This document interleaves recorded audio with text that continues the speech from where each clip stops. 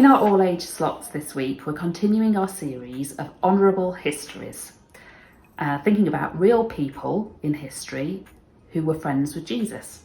And this week, we're thinking about an amazing lady called Hannah More.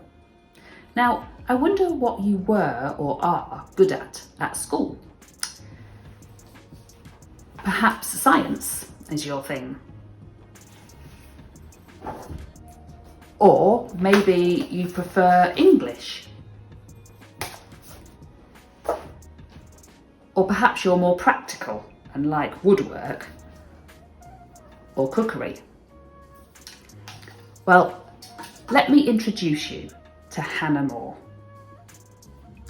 Hannah More was a very, very clever girl. She was brilliant at everything. She grew up in Bristol in the 1700s when most girls didn't go to school. But her dad was a head teacher and took a real interest in her education. And along with her 4 sisters, he taught them a wide range of subjects. However, apparently he stopped teaching Hannah maths because he was scared by how good she was at it. And in those days, it was thought that too much knowledge would damage a girl's brain. Although she was very, very clever at everything, the thing Hannah loved most was to write. And for every birthday, from a very early age, she would ask her mum and dad for paper because she just wanted to write and write and write. When she was a young woman, she wrote lots and lots of stories, poems and plays. She moved to London and became famous amongst the rich people of society and had a lot of famous and important friends. Everyone thought Hannah was a funny, wise and very, very clever lady.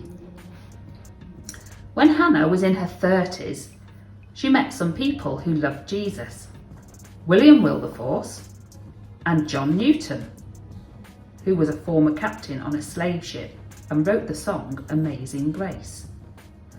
Through them, Hannah's love for Jesus grew, and she joined them and helped them in their campaign to end slavery.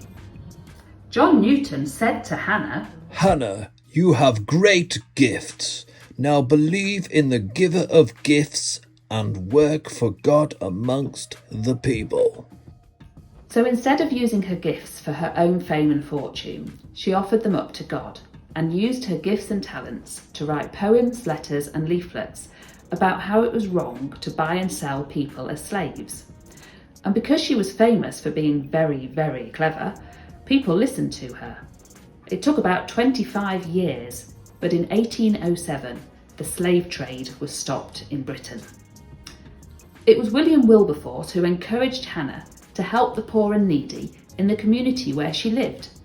And with the help of her sisters, she started Sunday schools to teach the local children truths from the Bible, and ordinary schools where children learnt to read and write and do maths.